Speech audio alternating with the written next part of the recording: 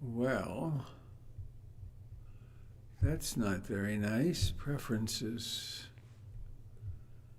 Audio, video, Logitech Brio, FaceTime, camera on this, covering it. Well, there. HD. Okay.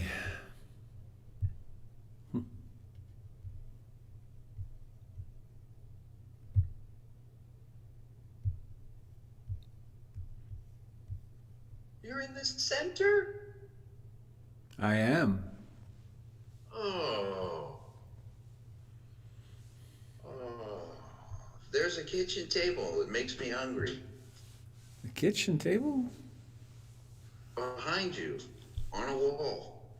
Oh, I see. Yeah. Funny. How was the drive in? A little icy. I had my chains on. I grew up in Montreal, so this is not that big a deal for people who've lived in such circumstances. All right, let me see here. That's that. Let me give you a glimpse of this if I can. Is it going to work? There. So there's some of you may never have been here. I'm sure some of you who live at a distance have never been here. It's a marvelous place. Actually, I'm going to just give you a little tour. I can get up from here and walk over here. And I have this camera is on a swivel, so we have over there is the collection of wonderful. Well, this is going to get kind of crooked, but that's how it'll be, I guess. Lots of statuary there, and then every piece of art on the wall has particular meaning.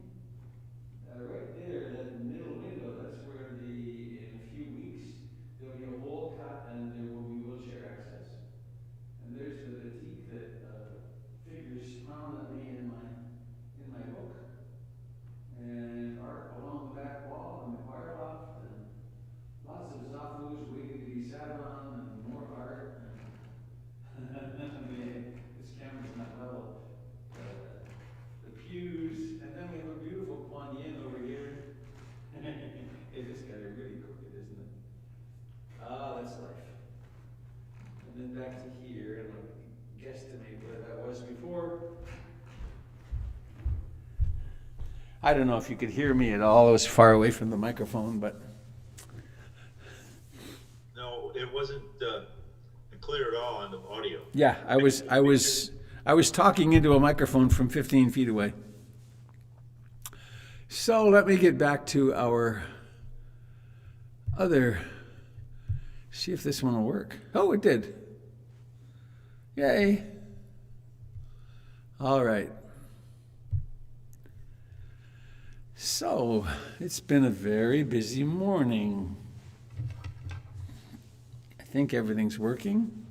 Let me just check the broadcast to YouTube. I think it's working.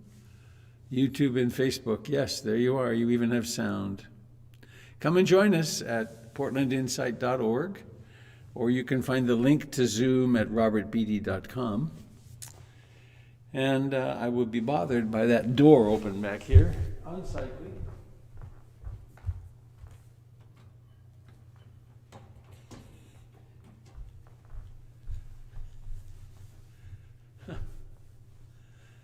And since it's possible, I'm going to start with the 10-kilo Burmese gong.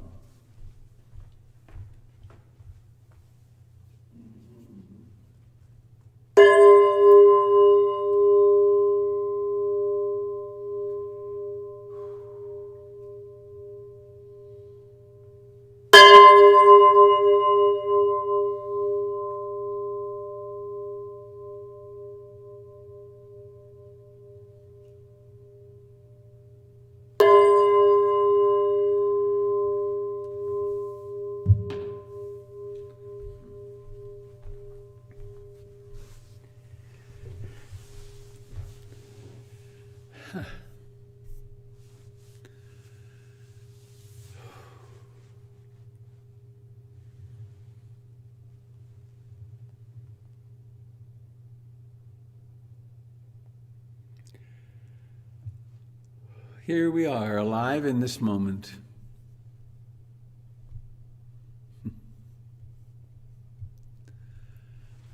I'm taking a moment to just enjoy myself and see you with delight.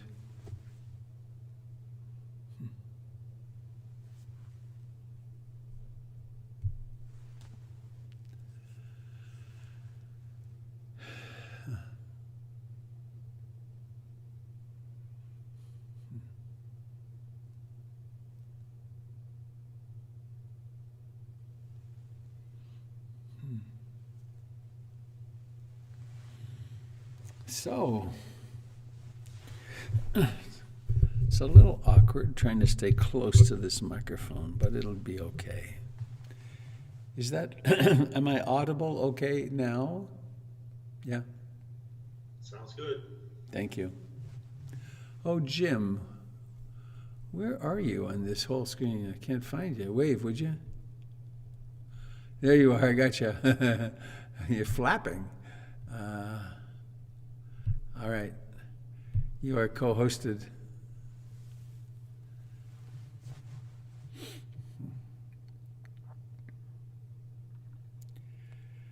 So behind me is a beautiful wooden image of the Buddha,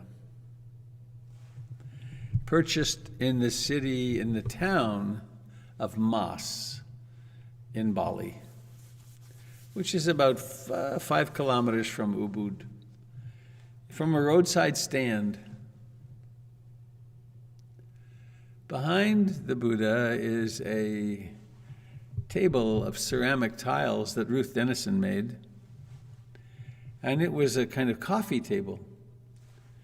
And she repurposed it for our halo around the Buddha.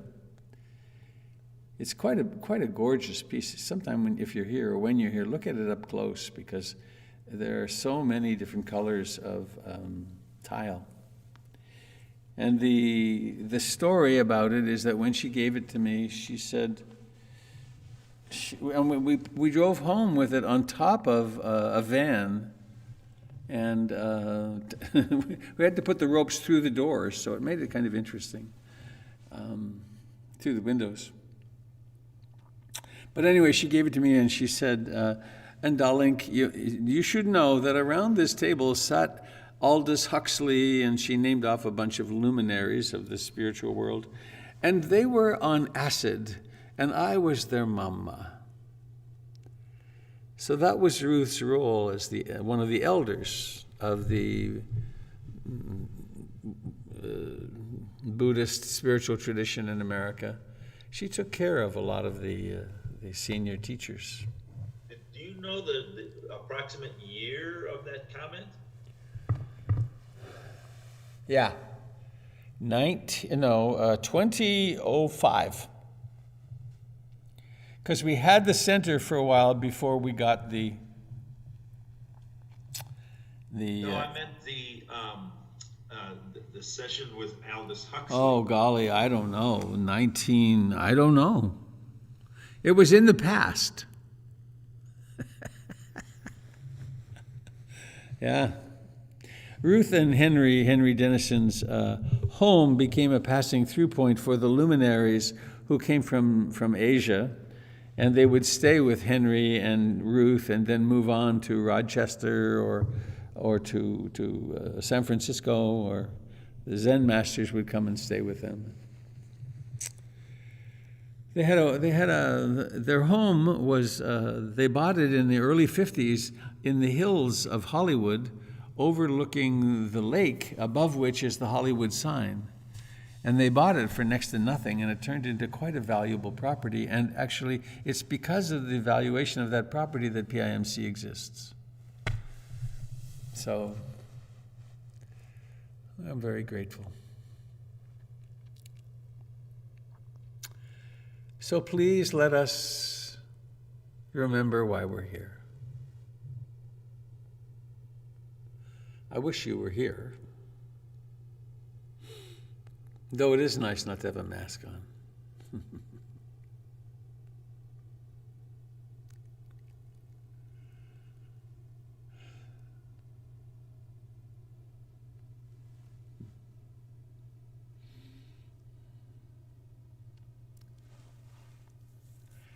This building, this center, this community is dedicated to the reduction and elimination of suffering.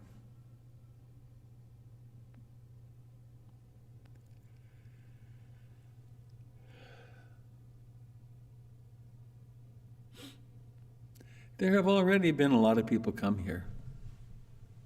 It was, I don't know, maybe 5 or 7 years ago, a really brilliant idea came to me.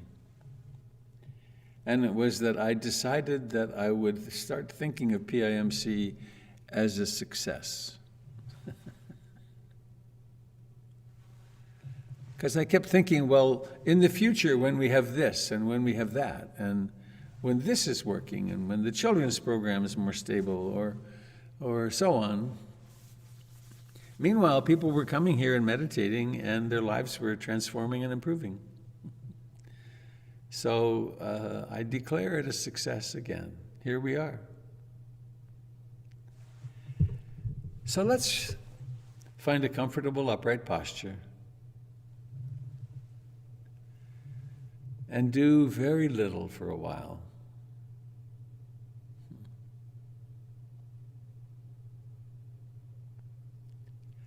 Let's sit at ease.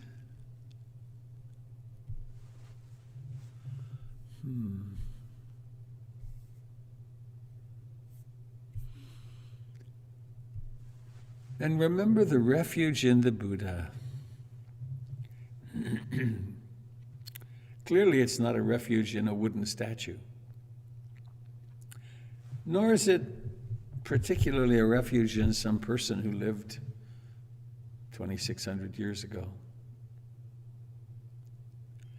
It's refuge, that wouldn't be very helpful, but refuge in now, in this that is awake now. Now that has some power. That's extraordinary power.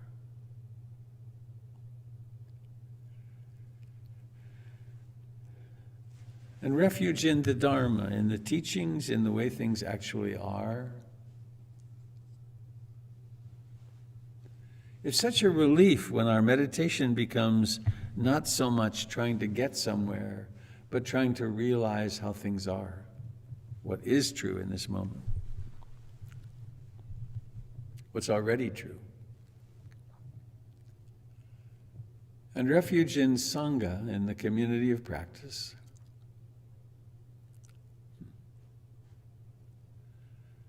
In the community of all those who have walked this way before us.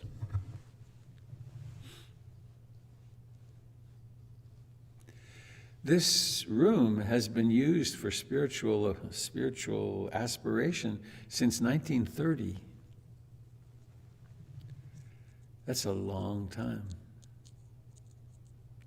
When we bought the building, the windows were, there were stained glass windows. The corners had stained glass in them. There were 3 or 4 of them that had names of people on them that no doubt were posthumously honored.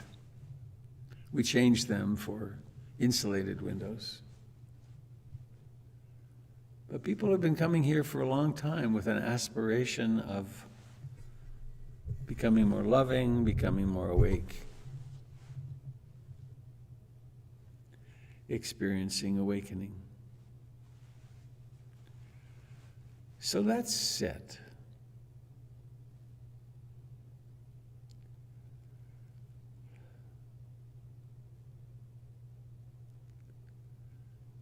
Please notice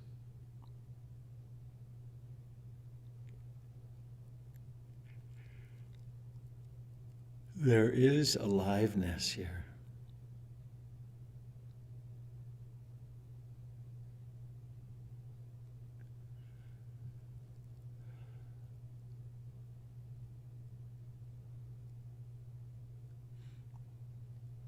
letting go of any descriptions or anything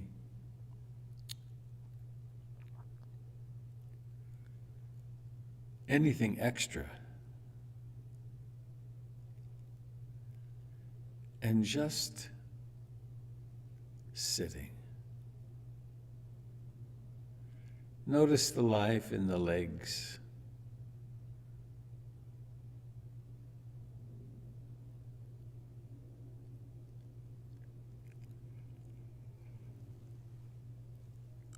There's life where the body presses into the cushion of the chair or the zafu.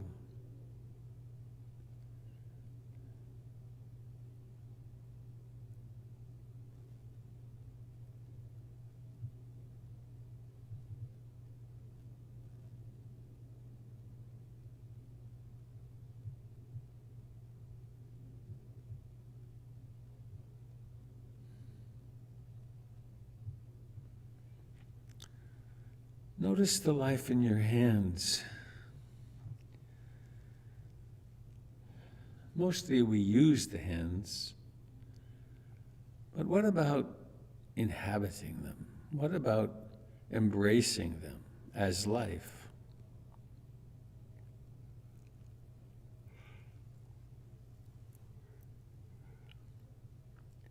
And the face.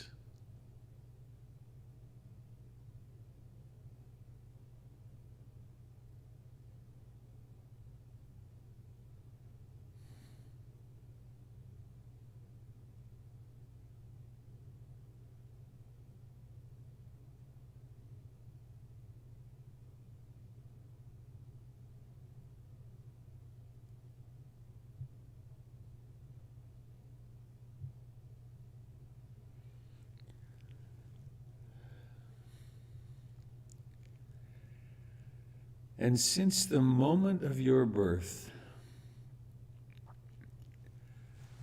that moment when your mother could no longer breathe for you, there has been this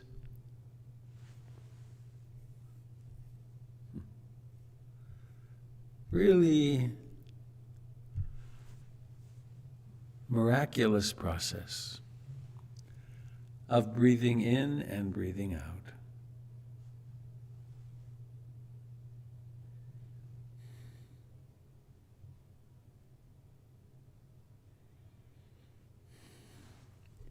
There was a moment when the carbon dioxide in your system built up too much.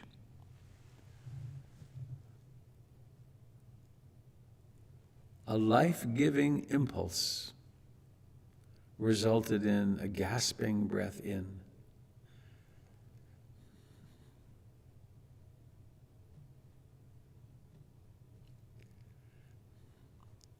I've seen 2 human babies do that. Quite a few dogs as well.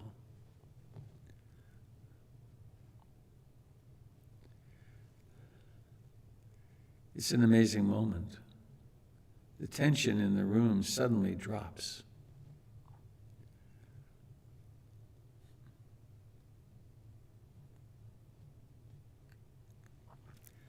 You count 10 toes, 10 fingers, crying. I watched as my son turned from blue to pink.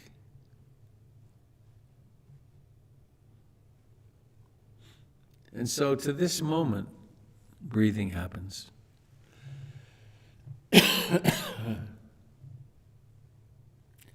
And it will continue to happen until your last out-breath. And that will happen. There will be a last out-breath.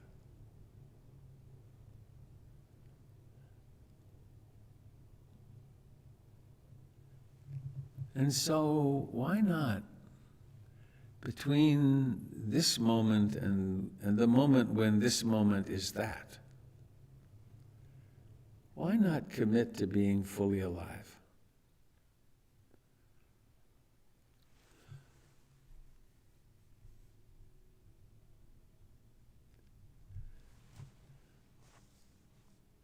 to fully incarnate.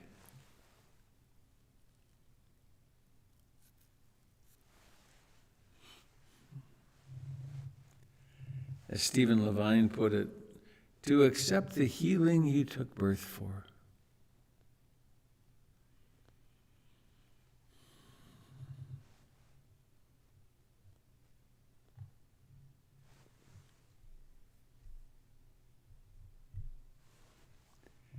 And so each breath has a beginning. It has its middle, it has its ending.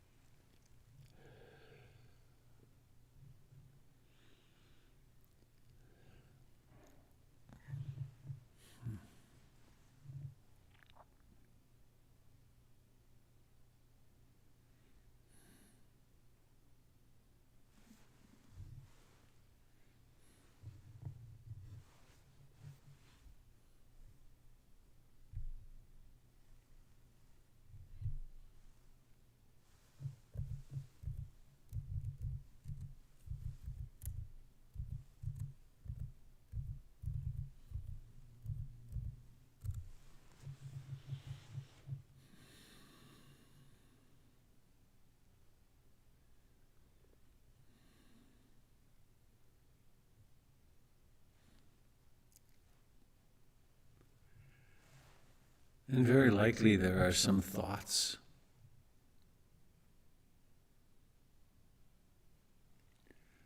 There might be mood or moods,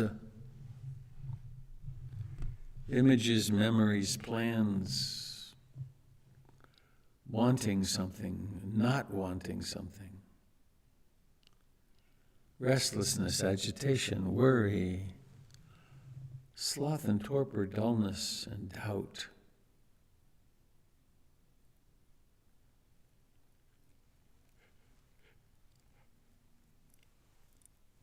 None of these are enemies.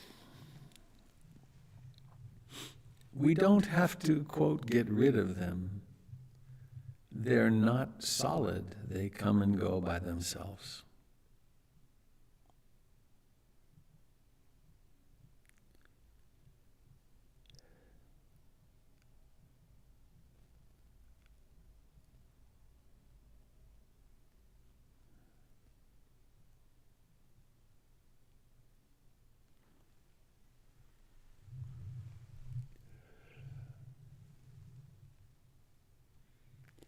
As a strategy and practice, strengthening concentration and mindfulness along the way.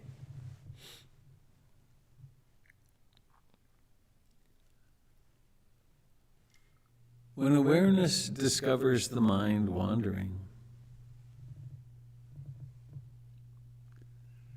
simply come home. You're in fact already home as soon as there's knowing that. But you might stabilize, develop some focus on breathing in and breathing out.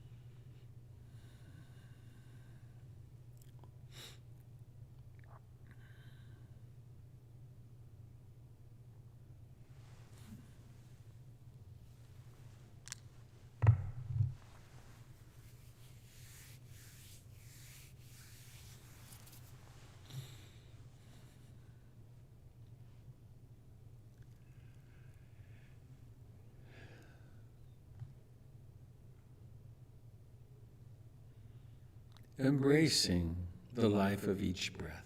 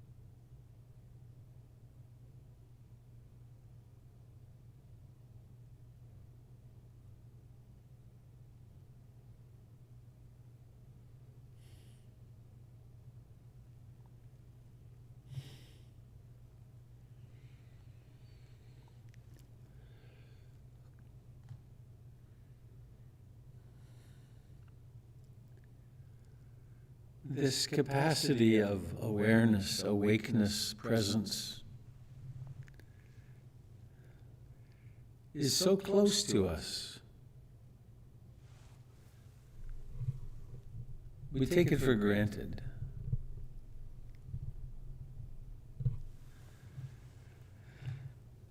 But we are strengthening something of the most highest importance.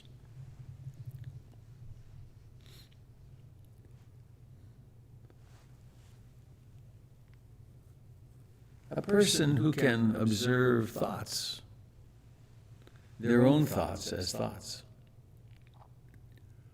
who can observe mood as mood, who can observe emotions as emotions, begins to live in a very different way. Problems that seemed intractable sometimes just diminish and vanish. Sometimes there's a difficult ride through some old traumas or old patterns.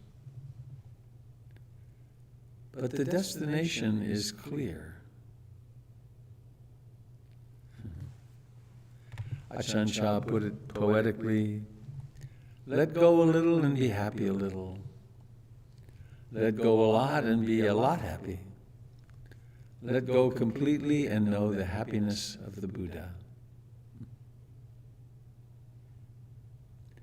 This Fortnite Insight Meditation community is dedicated to these three lettings go.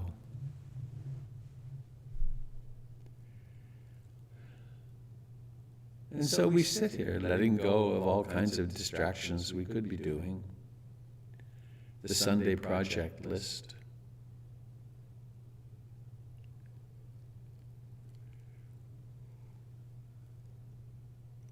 And instead,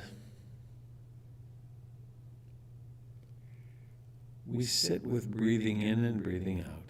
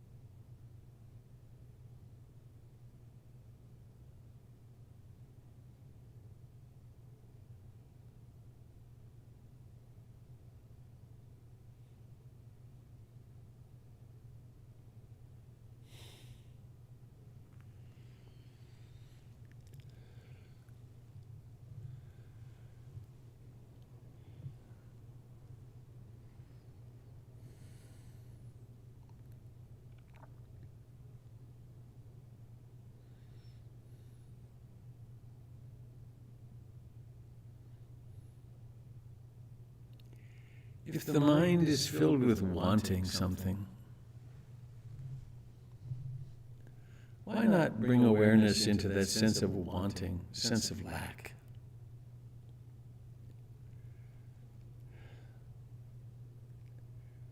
Examine closely. Be present intimately.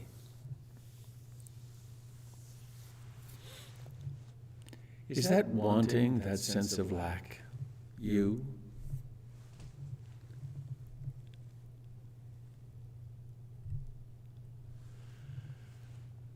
Or maybe there's some disliking what's going on, unpleasant mood, or something happening in your life, or something happening in the world that you're somehow offended by. Notice the disliking response. Take that as your meditation object for a little while.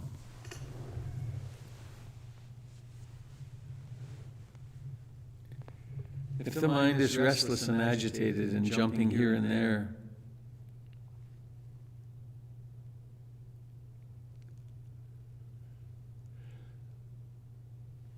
put aside the breath and just rest in the unpleasant restlessness and agitation.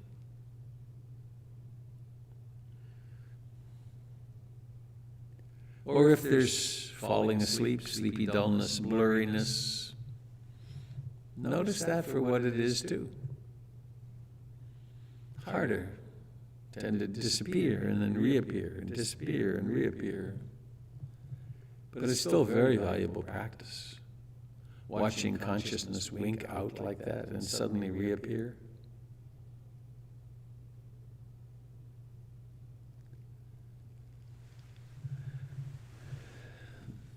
Come home to yourself. Give yourself and all beings the gift of your presence.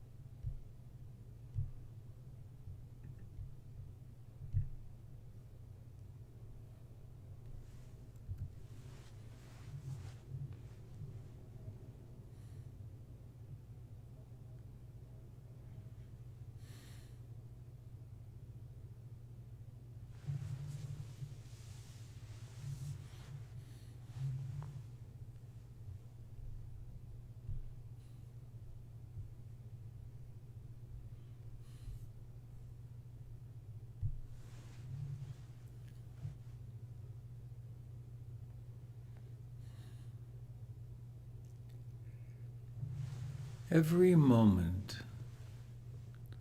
offers the opportunity of waking up.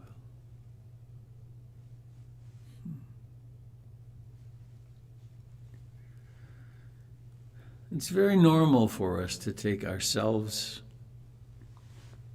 our separate identity, our life circumstances, our challenges. It's very normal to take them all very seriously and suffer because of them.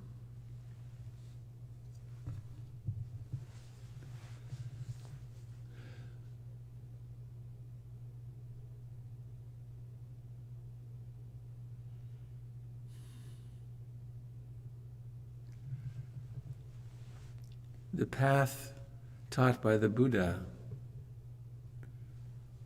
the perennial teaching,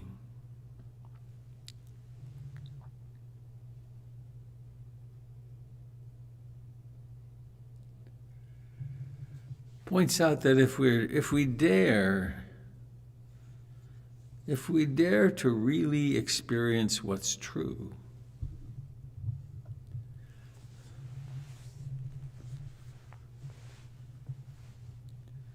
we discover a kind of contracted suffering, wanting things to be different, a habit of wanting more pleasure, less pain, of finding the present moment somehow inadequate.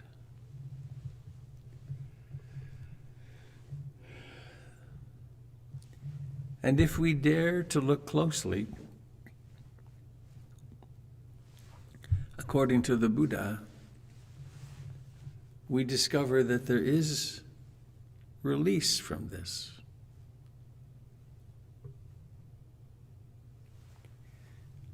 And strangely,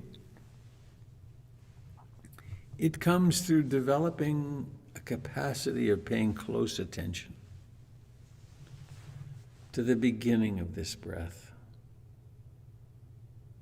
to its complete rising to fullness.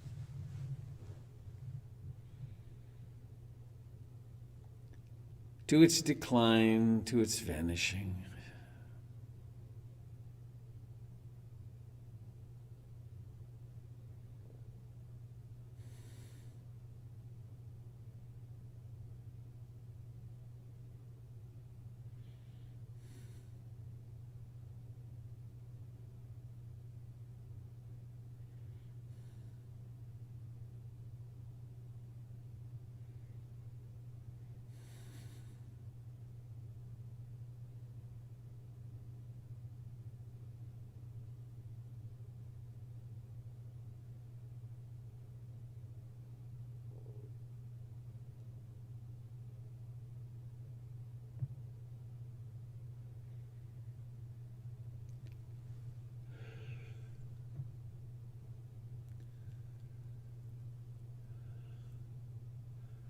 Thoughts seem so real, don't they?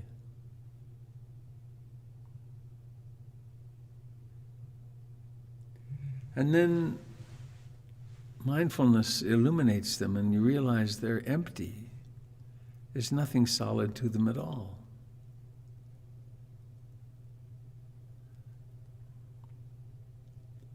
Same with emotions. It seems so real.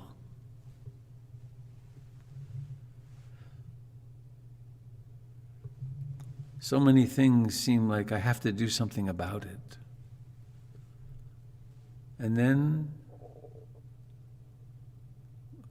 there's the realization these are thoughts. I can choose to do something about it, but the thoughts come and go.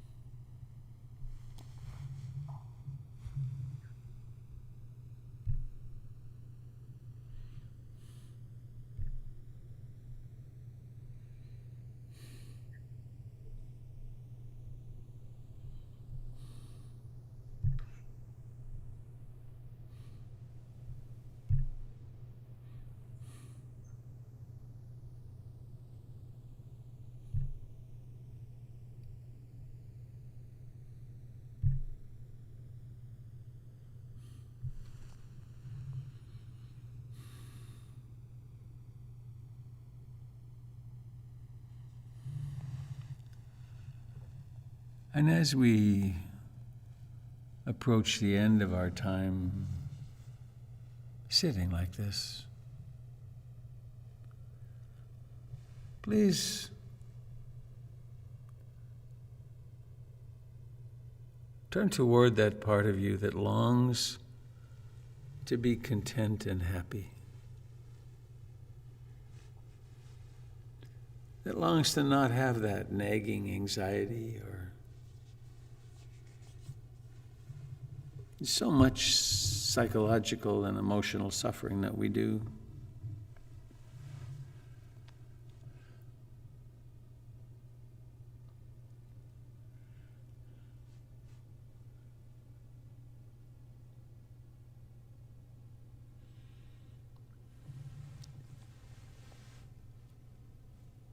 Dare to let yourself be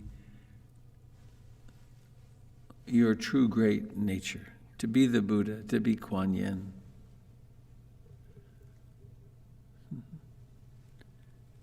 To be those archetypes that we use to focus on the mystery of being. Wish yourself well.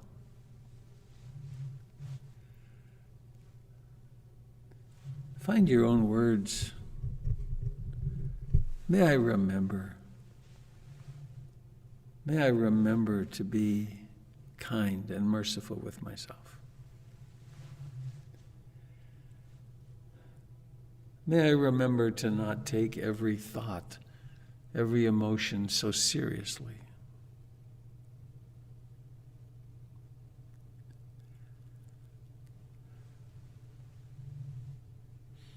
May my life become one great sigh of gratitude.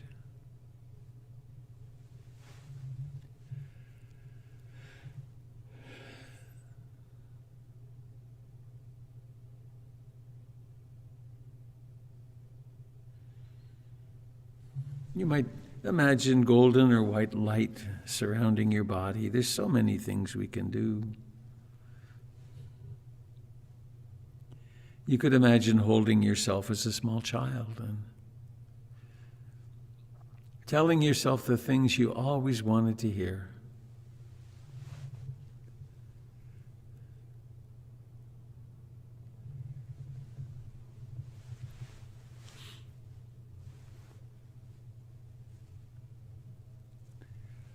And now we live in community. We live in connection with others. So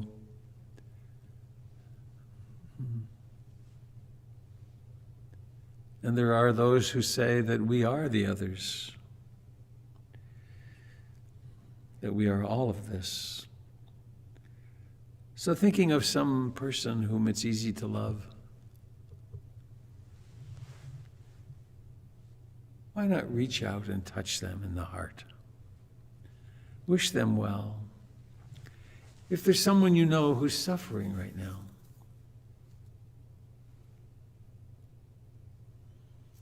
someone who's sick or dying or has had someone around them be sick or dying, or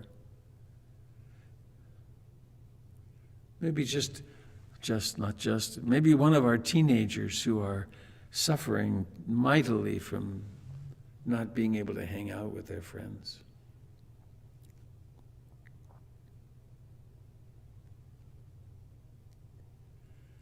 There's so many people in hospitals, so many people who need to be in hospitals who aren't. Reaching out with the heart of the Buddha, with the heart of Kuan Yin, or any other archetypal image you like, your chosen ideal.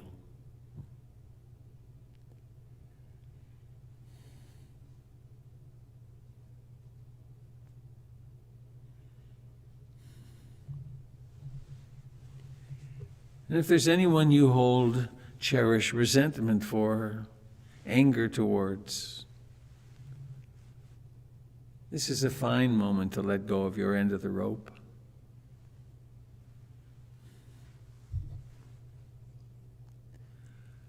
Most remarkably and strangely, the past is really over. We conjure it up. We create it moment by moment. So letting go of so much of the old resentment, as much as we can in this moment.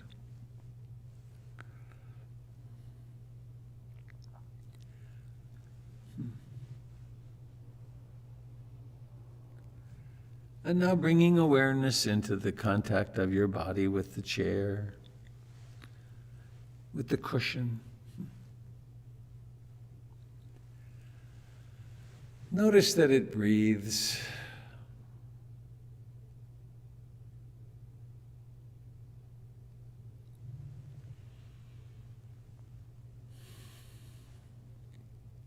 One thing I forgot to mention is that when you're practicing, if you're doing any special kind of breathing, why bother? Why not just relax? If you discover that you are controlling the breathing, then I suggest you switch to hearing for a while instead, because you can't control that. Sounds just come and go.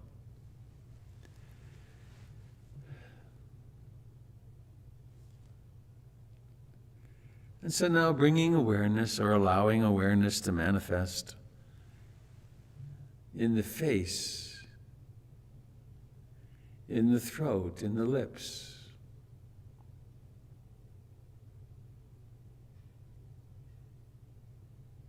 In the eyes.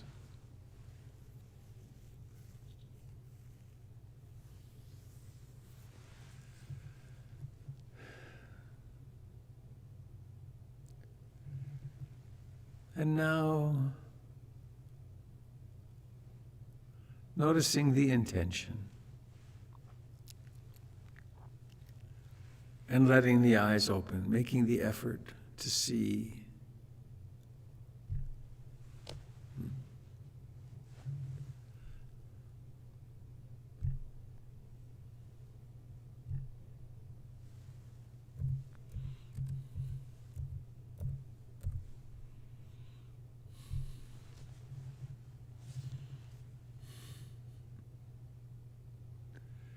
Seeing, and then the seeing is of little tiny postage stamps with people in them. It's like the pictures on the wall in the Harry Potter movies. Life.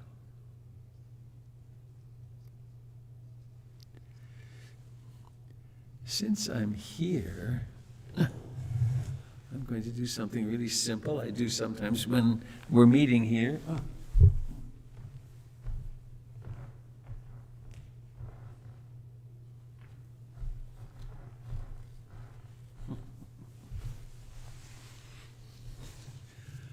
This is a monk's bowl, a Burmese monk's bowl. It was mine when I managed to get into Burma for 1 week back in 1979. And the way they work, the way the monks' bowls work is, this is one of their very few possessions. And they get up in the morning and they walk rather early. They have the bowl around them and they walk mindfully to the village, or they actually walk through the streets of downtown Rangoon and the big cities. And they don't look around, they're just meditating, they're walking, and then they pause in front of places that food is sometimes offered. And so the families come out and they put food in the bowl, and also one of the less pleasant things is they'll have a child come out with a 1-year-old or 2-year-old with a snotty nose, and they'll give them rice to put in your bowl. But the thing is, you just accept everything. And this is symbolic. It's a transformer that turns generosity into the Dharma. And so I use this to invite you to look on this chat if you want. And there's an opportunity to support these teachings there. There's a link that goes to them. And we like to encourage people that if you're participating, become a monthly contributor. And then that simplifies everything budget-wise at our end. And it also helps you really feel like you really belong. Since you can't wash a window or vacuum a floor, which is, of course, the primary way of really belonging, or sitting together here, you can do that if you want, if you take delight in it. There's a couple of other links there to an interview that was done with me, and also the Hollyhock Retreat, which is coming up soon, in a couple of weeks, weekend retreat. And I want to mention this candle. Oh, it looks like it works. A PIMC Women's Dharma group, and it's called, I love the title, Fabulous Fierce Females, Finding Energy, Compassion, and Understanding Naturally with Dedication. This group is open to all who identify as women. There's 5 Fridays, and that looks really interesting, but I can't go, can I? And that information is right on the homepage of the portlandinsight.org website. So I think that's all I want to say right now. I'm going to ask Jim to do some mindful movement. And then when we come back, I'm going to speak about the second ennobling truth. How we set ourselves free by recognizing the ways we cling to things.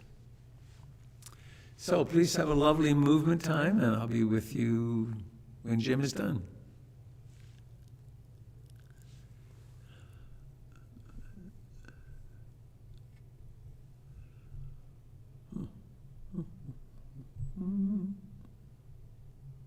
We can't hear you, Jim.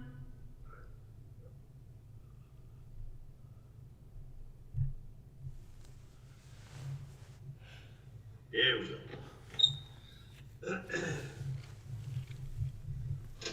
So join me if you wish to do some mindful movement. We'll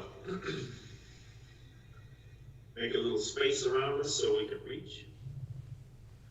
And coming in contact with our feet, you feel the pressure of our substantive earth body touching into the floor, into the space that we're standing on.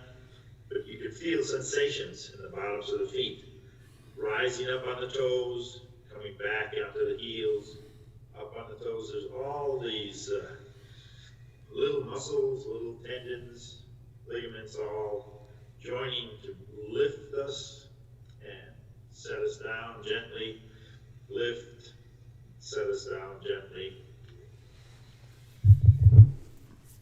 And coming to stillness, take a breath. Put your hands on your lower rib cage and belly. Take another full breath. Robert talked about the simple engagement with the breath with no agenda. But at the beginning of a movement exercise, we have a little agenda. We want to breathe in and then breathe out longer than we breathe in. And breathe in, breathe out longer than we breathe in. Feel all the corresponding sensations with an in-breath, long out-breath, belly and the ribs, and then drop the hands and drop the agenda. Just let the breath follow the movement. And as we sink, we'll breathe out and breathe in as we come up. And then forget about the breath, it'll follow the movement.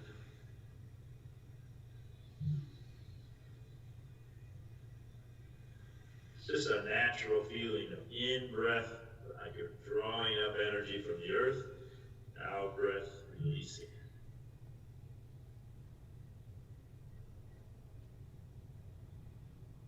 This time we'll lift and open the shoulders and feel the different sensations in the ribs. Sink, rise, open. Back to the center and sink.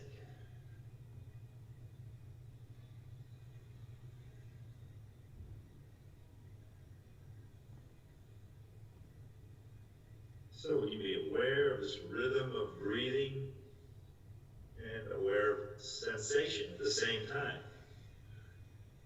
Reaching overhead, we can paint a rainbow.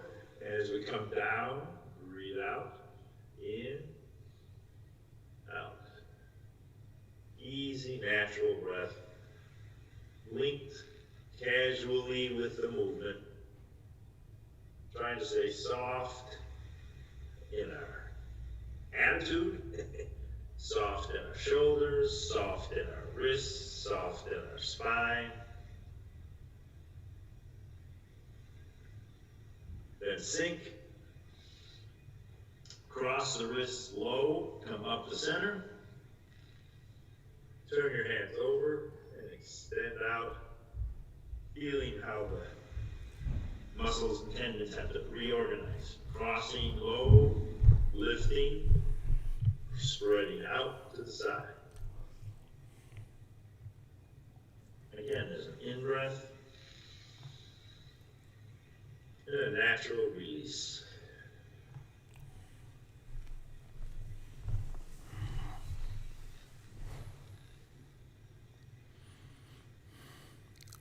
And then checking the plasticity and lubrication in the spine.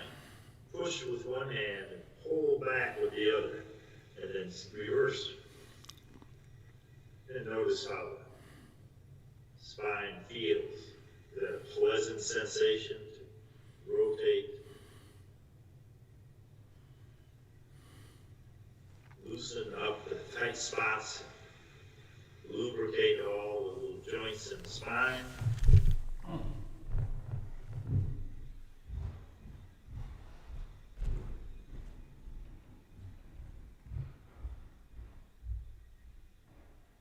And then dropping the arms back as far as is comfortable, reaching up as far as is comfortable, and rotating. Feel all the different sensations in the shoulders.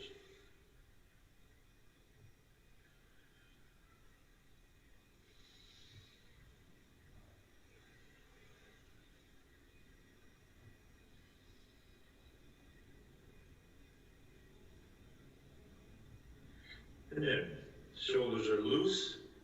Well, first let's just hold still for a second and just feel the effects of all this movement we've done so far. We've opened up the tight joints and shoulders and the wrists and the hands and the knees and the ankles.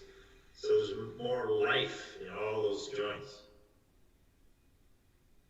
They don't get, sometimes when we sit, they get stagnant and dull. And now we've brought more life to them. Reach across the body and lift one heel, and reach across with the other arm, and feel all the different sensations in the hand, elbow, shoulders, spine, and feet. One heel up, and then the other.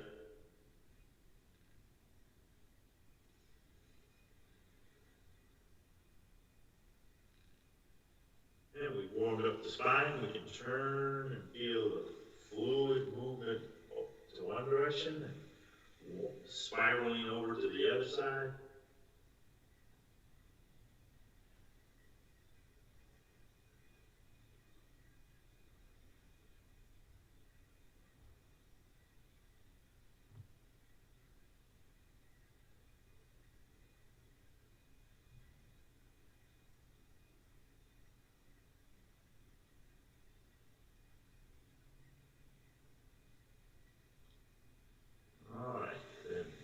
Making the intention to move from one area behind your shoulder to across towards the corner of the room.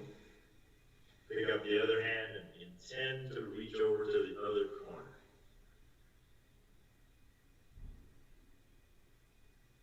a simple gesture, a simple intention, but then there's dozens and dozens of sensations that tell us, yes, we're moving towards the corner. Little feedback. Our intention has been complete. New intention over here.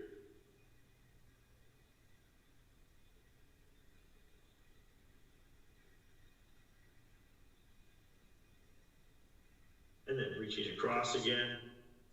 Lift one palm so you can see it. And then the other palm face the earth and draw both together. They line up together, but in different positions. Then you switch. One hand comes down, the other comes up.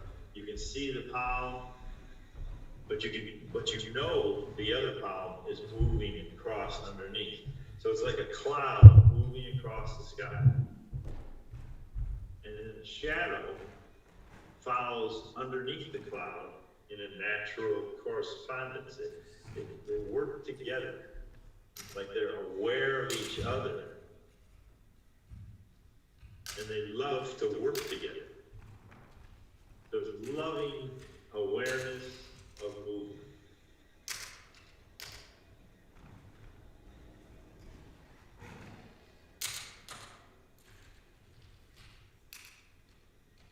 The weight shifts, the sensations in the feet. Shoulders change position, one supporting the upper arm, one relaxing down.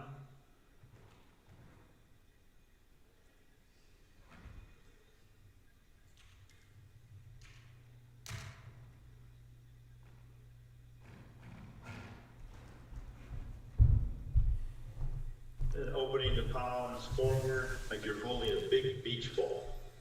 Just hold still and feel the life in the shoulders, in the arms, in the hands. The beach ball doesn't weigh anything, so there's no stress. It's effortless opening to the world. Open palms, open fingers. There's a soft, accepting quality. Is that pleasant, neutral, or unpleasant? In the fingers, in the elbows, in the shoulders, in the spine, down into the legs, down into the feet. There's sensation throughout the body. It's one gesture with millions of sensations.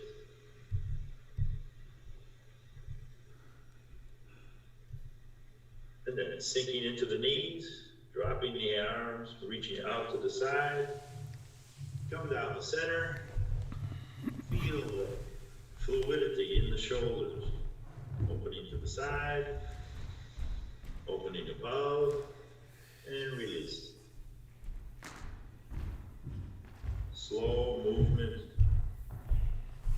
reveals the little areas of tightness, sluggishness, and neutral or maybe stagnant feelings, and then alive, lifting and stretching, more positive feeling. And if we had 10 more minutes, we could get rid of all the neutral stuff and just be alive everywhere. All right, open one more time. And release. Now turn the palms up and accept this moment. This is my life right now. A body aware, balanced, relaxed in the bottom joints. Easy breath coming and going.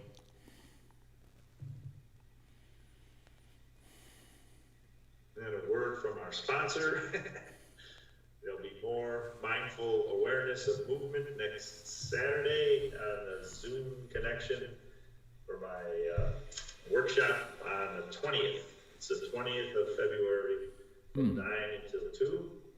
and we'll get a chance to sit together and listen to some poetry and feel the life in the body standing and the life in the body bringing our hands together in gratitude.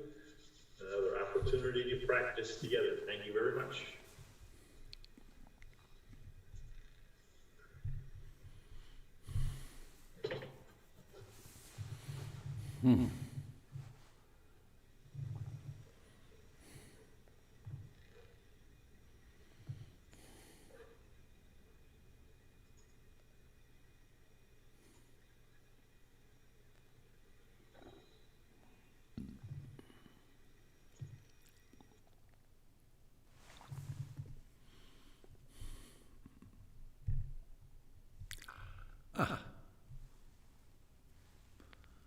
Here we go.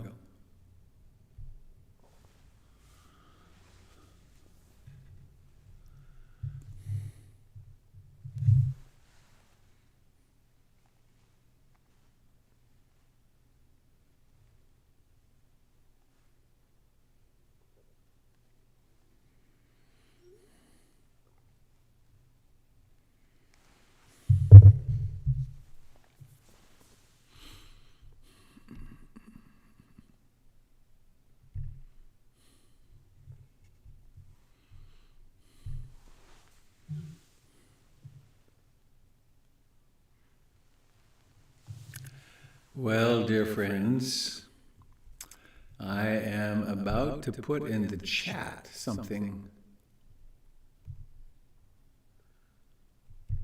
rather fun.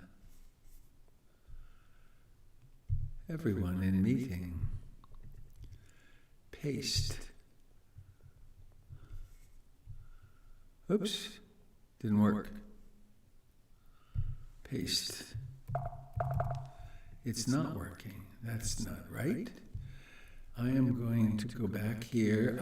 I checked with Gary and Alexis, and they're happy if anyone in this community would like to join us here for their wedding this afternoon at 2 o'clock. You may.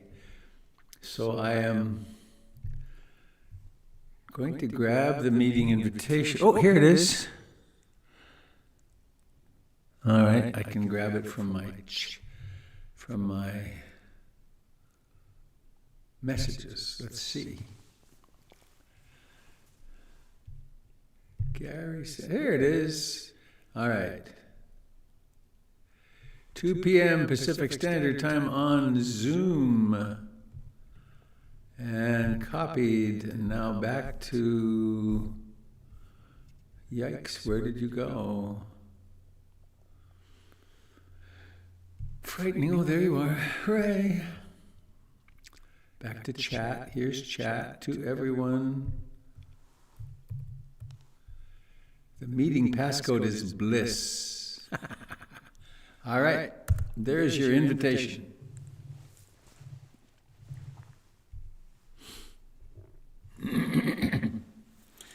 Gary and Alexis and I will meet here. And Dave Brown is going to come and help with video, and I think there might be one other person. And then this far scattered friends of Gary and Alexis will be joining via Zoom. So that would be you. All right.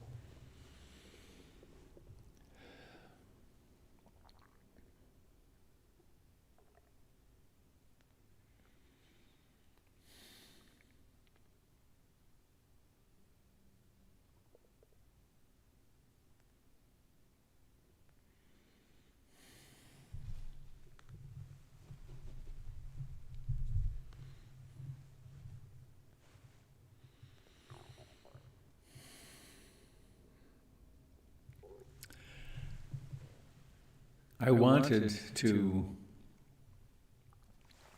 use my other little camera to zoom in on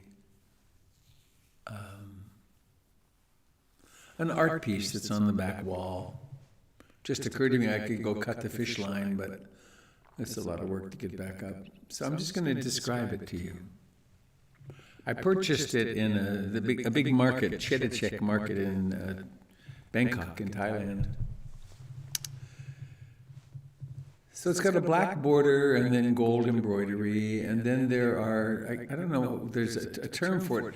They're puffy. The monks, the 5 seekers and the angels around them, and the elephants and the tigers and the Buddha, they stand up about a ½ inch from the background of the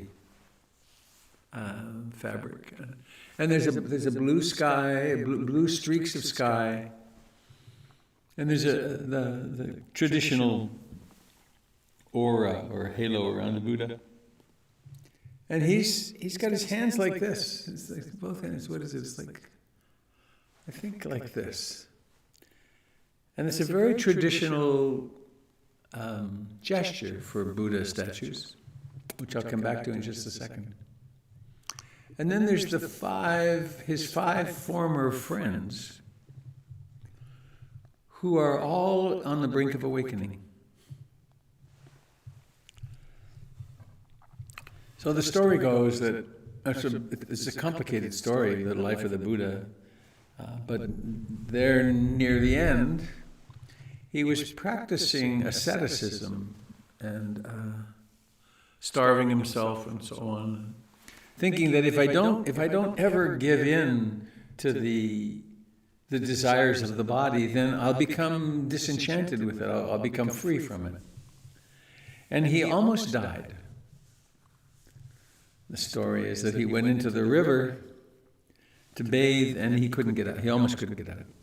So there he was, a gaunt, wandering mendicant on the shoreline, and a young woman comes along by the name of Sujata. And she has a very interesting bowl of milk rice, which is like rice pudding. But this is not ordinary rice pudding. It's the rice pudding that somehow or another, the milk from 100 cows was given to 3 cows, and the milk of those 3 cows was given to 1 cow. And from that 1 cow's milk, this bowl of rice pudding was created. It's fortified, I guess you'd say. And she fed him, and she and her father nursed him back to health. But in his being fed, the 5 ascetics, his friends that he'd been seeking for the way to freedom with, they turned away from him. That clearly he was, he's being fed by a woman, and he's eating again, and so they left him. And then he went off from there and got well, and then had an intuition of something that happened in his childhood, of how his father was the head man, the chief, the king sort of guy, and he was carving the first furrow in the ground with the water buffalo, and the worms were being kicked out of the ground, and the birds were flocking in great flocks, and this was disturbing to him. So he went away. He went and he sat under a sala tree. And something happened to him there where he just relaxed and opened. And he remembered this after all these years of intense spiritual practice. He remembered that and went and sat down under the Bodhi tree, and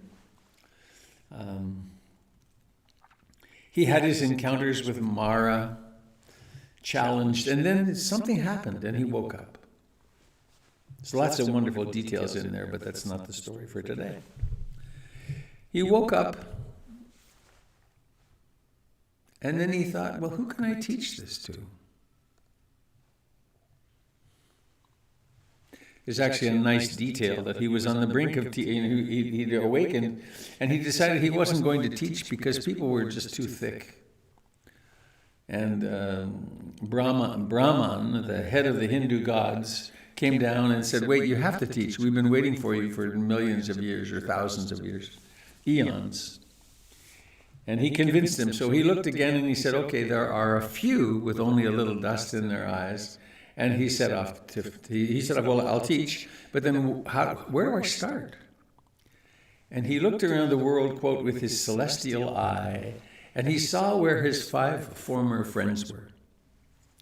About a 10 days walk away from Bodh Gaya. There's Bodh Gaya and then the Deer Park, which is north of Varanasi or Benares. And he walked. And he found them. And as he approached, they said, let's not talk to him. You know, he's fallen back into the world. He's not worth attending to. But there was something about him. And so he got close and they made a seat for him. And then he said, I found the way, my friends. I found the way, so listen closely. And then he offered what's called the Dhamma Chakra Pavatana Sutta. It's a nice name, isn't it? It's like organic chemistry. Dhamma Chakra Pavatana Sutta. And as he spoke, one at a time, these 5 practitioners got it. They woke up, and at the end, he said to them, all right, you now understand. Go in different directions and teach, spread the Dharma.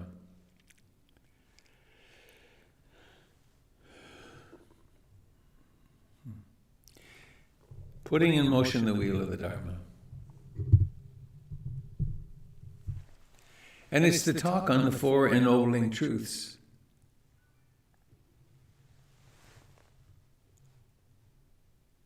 The 4 noble truths.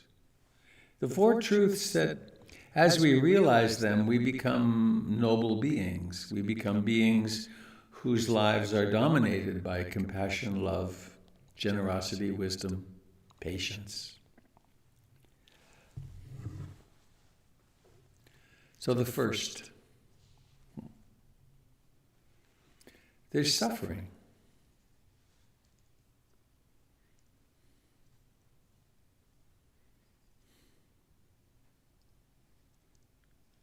There's suffering in human life. And there's this kind of a standard list. Birth, sickness, old age, decay, and death.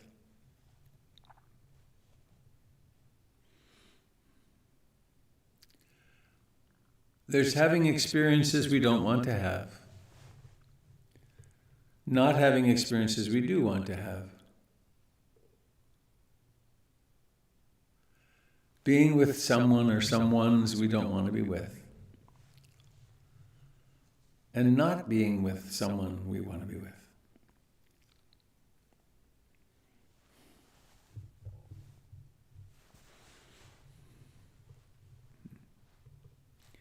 I have 2 examples come to mind. A couple of months ago, I had a chance to have a few days at the beach alone, and the mind got really quiet, delicious. When I do that, a little self-retreat, I sleep when I feel like it, and so I was awake at 3 or so in the morning, just sitting on the couch. Nothing much was happening. Quiet. Ease. And then a thought arose. It was something I needed to remember to do when I got home. Quiet thought. That thought was dukkha.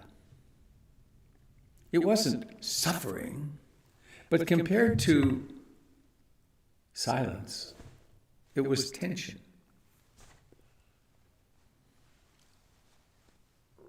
Now there's, of course, there's the dukkha of being sick. There's the dukkha of long-term relationship or of relationship. The struggles that we go through in such things. There's the dukkha of wanting something to be different. I had an interesting practice with that a couple of days ago. Sometimes my to-do list, it isn't that the to-do list is bigger, that somehow or another it's held differently.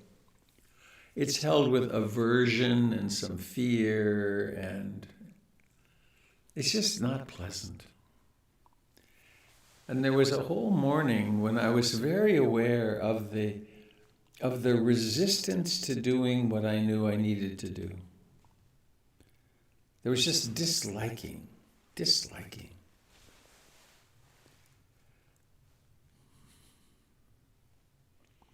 And so, I want to come back to that in a minute. With each of the four ennobling truths, there's three insights, or there's three levels of getting it in a way. The first is intellectual, and that is, this sort of makes sense. This actually is, it resonates with me. And then the second, when we start really paying attention, we start abiding in the dukkha. We start really pay attention to it. And it becomes more real, it becomes more tangible. Which is one of the reasons people stop meditating, because they don't understand that progress means feeling everything more fully, being with everything more poignantly. And then there comes a sense of, well, you know, I understand this. There's a deeper understanding, and what would you call it? My favorite English word, the ubiquitousness of dukkha in oneself and in others.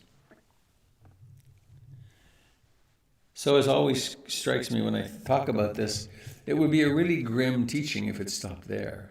It's like, pay attention to the suffering in your life, and it'll get more and more poignant, and that's the end. Have a good time. And then we die, I suppose. But there is a second ennobling truth.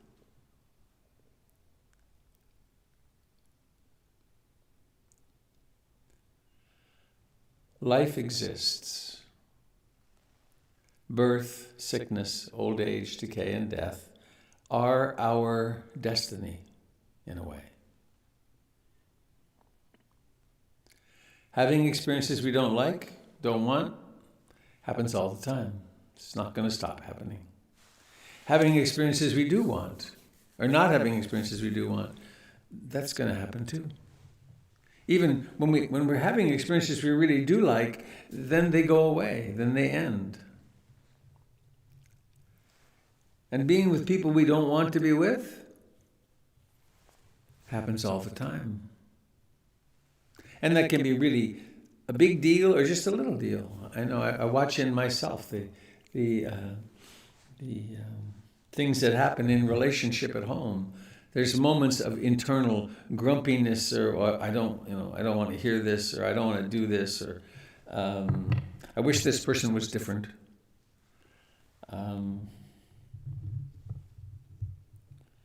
And then there's the longings that we have. I want this to be happening. I want to be with this person. This person happens to live on the other side of the country. Well, we can Zoom, but it isn't what I want. So the Buddha discovered and then taught the second ennobling truth, which is the cause of the suffering.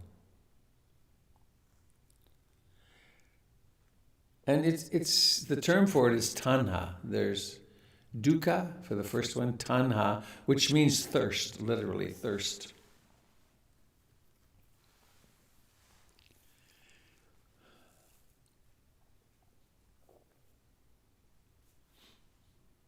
And there's three categories of this. Everything's listed, of course, in Buddhism. The first category is there's some way, there's something that happens in the human mind that wants pleasure, And I guess it comes right out of our mammalian background, and it's a survival need. You smell some food that you like, and then there's I want that. And it's an essential want. So,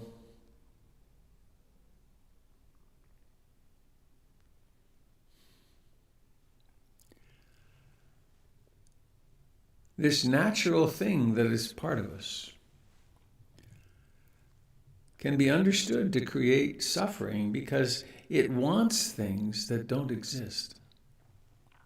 Or it wants experiences, pleasant experiences that are not possible. And this I think is exacerbated in modernity when we're told you can have anything you want.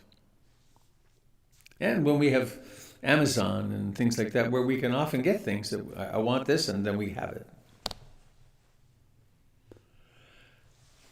Then there's the second aspect of this.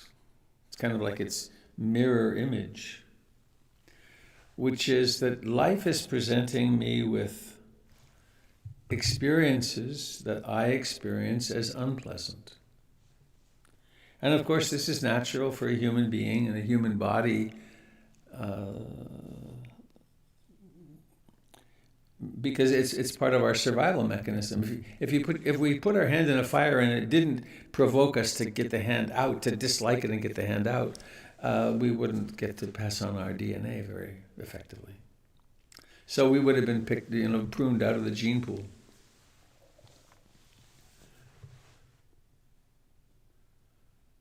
And so we start paying attention when we're suffering,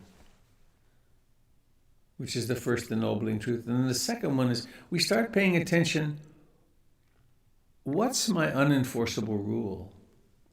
What is there that I want or don't want, which is actually causing extra suffering, at least extra suffering? So the mind then pushes away against it. And what I'm encouraging in this is that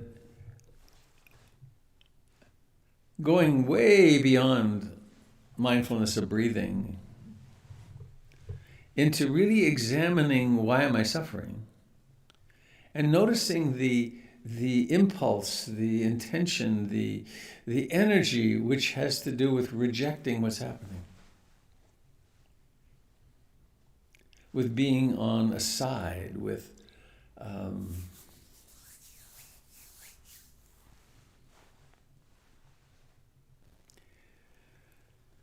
and so we have birth, sickness, old age, decay, and death.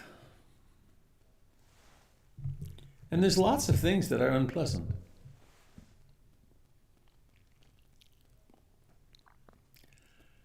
I'm discovering that my 70s have...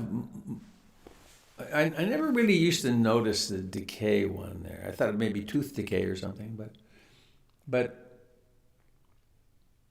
this body hurts a lot more than it used to. And sometimes there's significant suffering because I don't want it to hurt.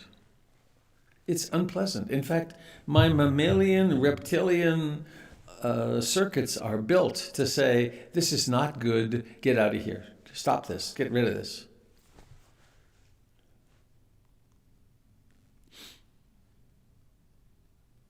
The mind pushes against it. So there's wanting pleasure, not wanting unpleasure. And then the third one, which is a little trickier in a way, which is that I want to become something that I'm not now. I want to not be here. I want to be at my destination. I don't want to do this tedious work of whatever I'm doing. I want the finished product. There's a term that I think I made it up myself, actually. Who knows? I call it completion lust. That there's so many tasks that are just fine to be doing, but instead of doing them in the present moment and kind of savoring the fact of what's happening now, there's a sense, a sort of a shallowness of breath, and then a rushing to get to the place of completion, because somehow or another it's unexamined, and there's this false belief that when I get to the end of this project or whatever it is, I'll be satisfied and then I'll be relaxed. And of course, there's always another project. I've done thousands, tens of thousands of projects, and there's always one more. And I guess there will be until death. So, among the tanhas, there's, I want the pleasure. I don't want the things I don't want.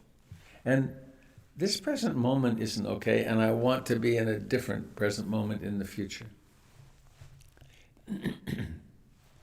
The same three insights or levels of insight pertain for this, which is first, as I'm talking about this, it might be interesting to you. It might be it might hang together as a set of concepts, as a theory. Maybe it's true. And then we start implementing it. And one way to do that is that when we're doing our formal practice, when we're suffering, when there's just discontent or something, we pause and turn toward what's happening in the mind. What liking or disliking or wanting to be somewhere else, what's happening in that? And what at first is very difficult to kind of zero in on, actually becomes quite easy. It's as easy as paying attention to the breath. It does require that we bear the dukkha like a wagon bears a load, and that we're willing to experience the heat of that in order to notice the motivation behind it, the impulses behind what's causing the suffering.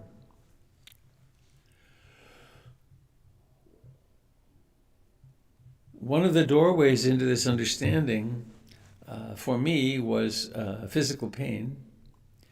And I'd be sitting on retreat and my legs would be hurting, and I'd be sitting there and I'm wanting the teacher to ring the bell, and my knees hurting, and then I somehow or another get interested in, so what's causing the suffering? There's pain, but there's this other thing, which is, why doesn't he ring the damn bell? And doubt then can arise. And then sometimes through working with these three, wanting, not wanting, and wanting to become, working with them, bringing them to consciousness, sometimes something happens in which they just vanish. And that's called nirvana. It's the quenching of this craving, which is wanting something to be different, which is the true cause of suffering. So we have an intellectual notion of it, and then we start practicing, and it becomes obvious that this is real.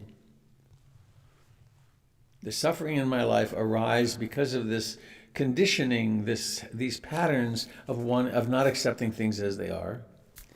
And then we get so that it really is part of our life. We've integrated it into our psychology and our spiritual process, and it becomes very natural. And so we're in this process of stepping back, like that batik over there, we're stepping back from the suffering again and again into the cooled out place of accepting things as they are.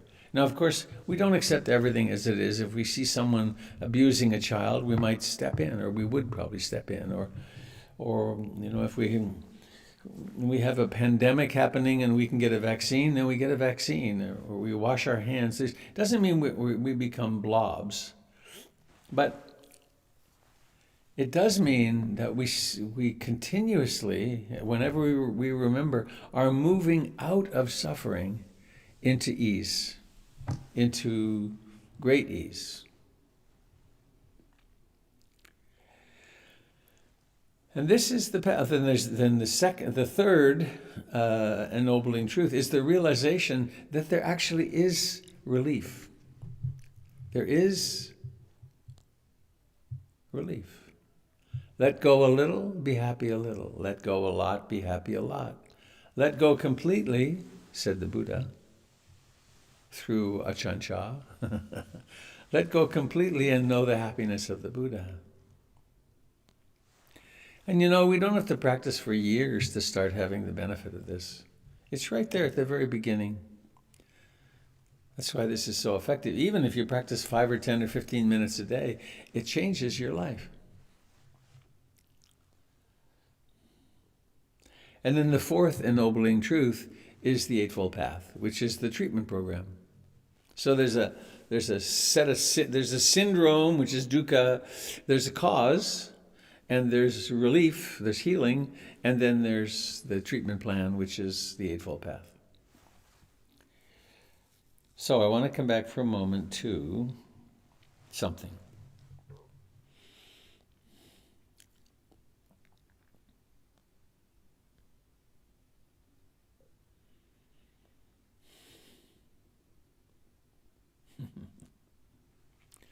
When I paused like this just now, I discovered my toes are cold.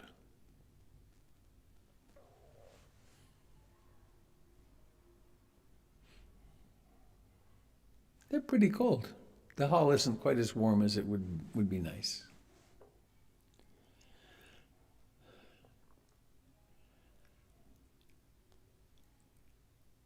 There's no suffering involved in these cold toes because they're not that cold. And also there's a capacity of acceptance. Oh, cold toes. They've been cold many times before. They'll be cold again. There's something, I got my slippers over there in the bag when I have time to put them on. I could suffer a lot about some cold toes.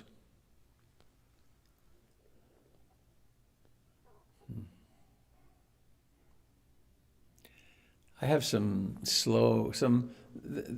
come along with my right hip and my low back, and actually, I was getting some body work the other day, and the woman who was working on me said about my right leg. She reminded me, well, you know, you did have that accident in the mountains where your quadriceps muscles were torn completely off your kneecap. And then they did the surgery and attached it to that. And then there was the time about 4 years ago when you fell off your bike and tore the hamstring muscles pretty badly. Maybe it makes sense that this hip's a little struggling. But it is struggling and it hurts. Getting out of the car, there's always that first few steps. I feel like an old person getting out of my car. Because I am. That's so funny. But sometimes I struggle about it. It's like, oh no, I'm getting old. My hip is getting, it's such a problem, poor me. And other times it's just, oh yeah, look at that. Huh. Yep. And there's no wanting it to be different. There's just accepting. Also, there's another level at which, even when that poor me stuff is happening, that can be observed. We don't have to suffer much about that. That's just the personality shooting off its mouth. Poor me, ain't it awful? So, a practice in which we sit still, we observe the dukkha, we observe what's causing the dukkha, which is this interesting, fascinating inability to just rest in the discomfort or the lack of pleasure. And then as we do that, the promise is there's relief.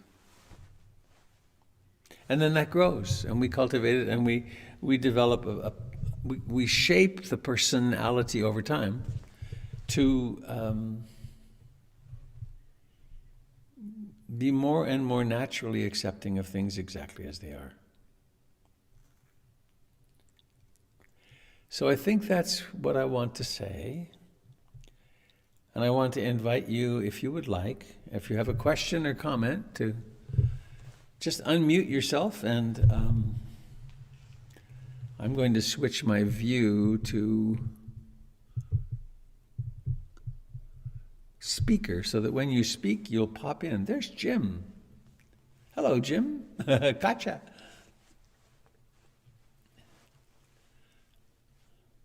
You know, Robert, this is Margaret. Hello, Margaret. I can see you. I see you, Margaret. Yeah, how you doing? I've always kind of wondered a little bit why the third and the fourth noble truth are not switched around. But you know. Oh, I think I understand the model. Maybe it's that one realizes there is freedom, and that then motivates one to undertake the path more. But it's useful to remember that it's a model. Yeah. Yeah. Thank you. Nice to see you. Yeah, nice to see you. Thank you. Oh, you have that cool Buddhist map on your wall behind you. You know, he doesn't make that anymore. It's gone. I know. And I hate to say it, but I cherish that. No, me too. I've got it on my door in my office. Yeah.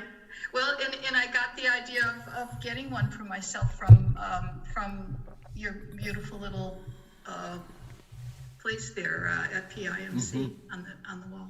Yeah.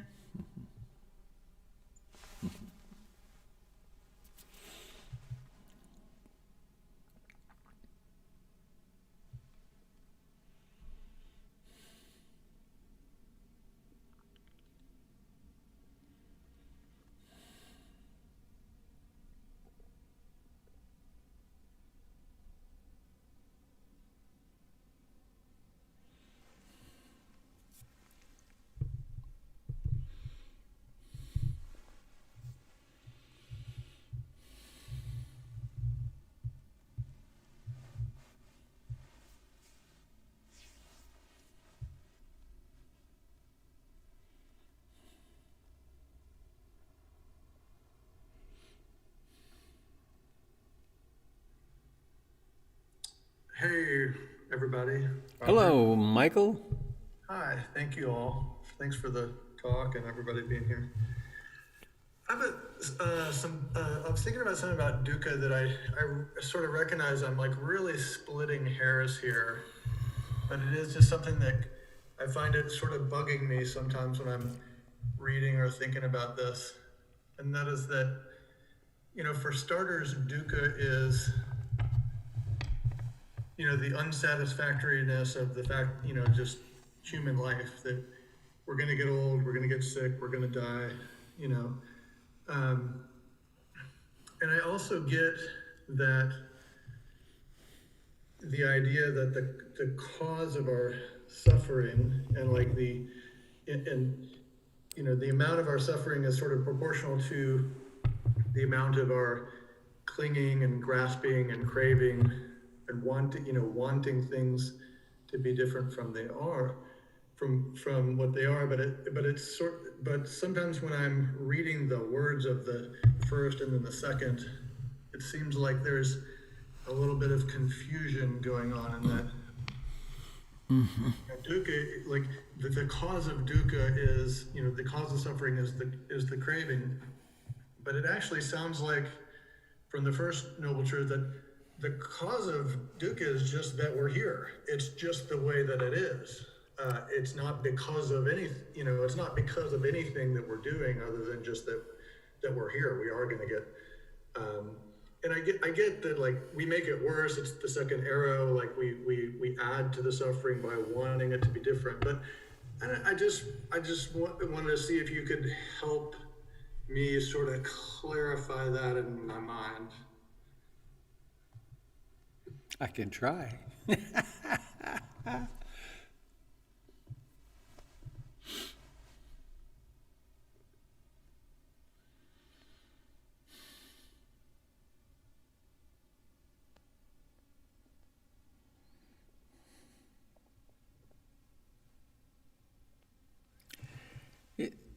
it brings up for me in this moment that most elegant and mysterious third characteristic of existence, anatta, which literally translates as non-soul, no soul, no enduring entity. And there's a sort of equation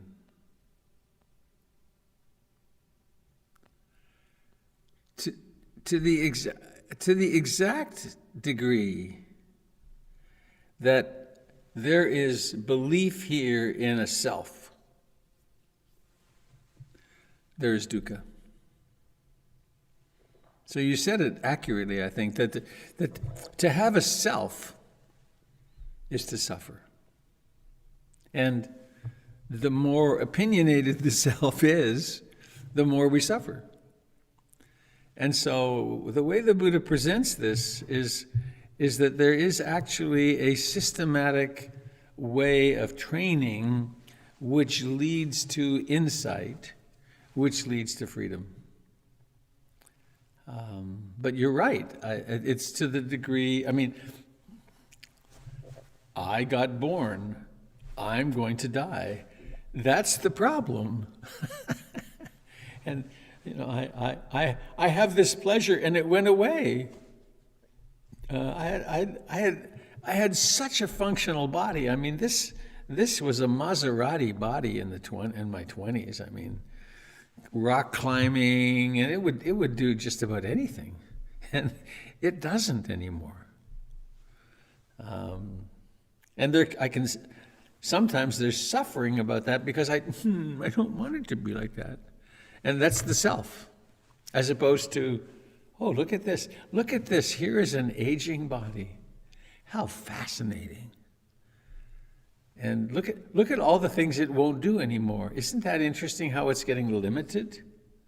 As opposed to, I can't do this anymore. It's funny. In a way, well, when it's not depressing and awful, it's quite funny. Is that any help? Absolutely. Yeah. Thank you. I mean, it's, yeah. Let go a little and be happy a little. Let go a lot and be happy a lot. Let go completely, and it's just then it is how fascinating this, how remarkable that this is happening the way it is. Honestly, as soon as you brought in the concept of anatta into there, and like that, it's like it's like a little tiny, I don't know, a little spark. Sort of, I felt it like oh yeah, like right. Robert. I hear Jonas. Hi, Robert. I was just thinking because I go by, not that I can live by it 100%, but it's like pain is inevitable, suffering is optional. Mm-hmm. And by what I mean by that is, like, as Michael was saying, that, you know, we're born into pain. As an example, if you're hungry, that creates stress. Stress is suffering. Mm-hmm. But there are different kinds of stress. Psychologically, there's, you know, there is what is called eustress, right? Mm-hmm. There's the eustress, and the eustress lets you know that you're hungry. If you didn't know that, you walked along without ever having that particular stress, you'd starve to death.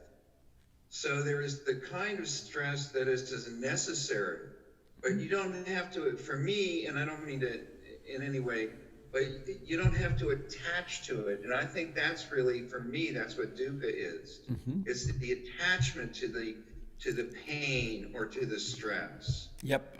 And the recognition of that, and then not that I can follow it or anything, but the attaching to the Noble Eightfold Path or following the Noble Eightfold Path is allowing you to not attach to that which causes suffering. Did I make any sense? Yes. Yes, you made the case for practicing the Eightfold Path, which I support completely. But that's just the way I look at it. I mean, there's always going to be, I mean, rock climbing, it's like, as you did it, I mean, I had a horrible fall. And if I looked at it as you know, the pain that went along with it and all the other things, then I would suffer with it. But if I got to enjoy those moments, I got to be on a face watching the sunset and having this incredible experience as part of life. That to me is not suffering. It's not pleasure. It just is. You know? Thanks, Jonas. Much love. Well, we've reached 12, but I want to see, is there anybody sitting with something you'd like to share before we go?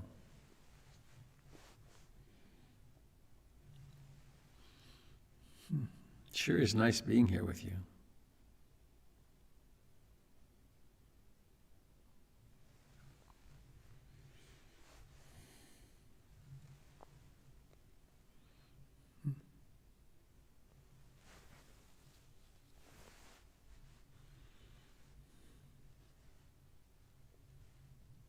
Hello? Hello? Who's that? Oops. It was Bill W. He was unmuted for a second. He just muted again. Hello, Bill. Oh, there's David. Okay. There's Bill. Hi. Yeah, I'm new at this, so pardon me. That's fine. You know, I was felt like sharing something that I thought of after listening to what you had to say. I do forest stewardship, post logging on 20 acres, and I go out with my tools and I get busy, and I'm going to do this project. And when I'm through, I'll have Gatorade, and then I'll feel good, and then when I get to that point, there's always another project. And I find that I get to pushing myself and to exhaustion. And then the next day when I go out, I'm so tired, I just do something different. I look up at the trees and, oh my gosh, they're beautiful. And it's so enjoyable to watch nature healing and to be a part of it. And that is so much more peaceful than being out there with a chainsaw running like a madman. So anyway, I just thought I would share that. Thank you. Thank you, Bill. I share with you, however, a love of chainsaws. I have a really nice, that's about 2.5 foot still, and it's a fine beast to work with. Yeah, it's important to find a balance. Yeah. Right.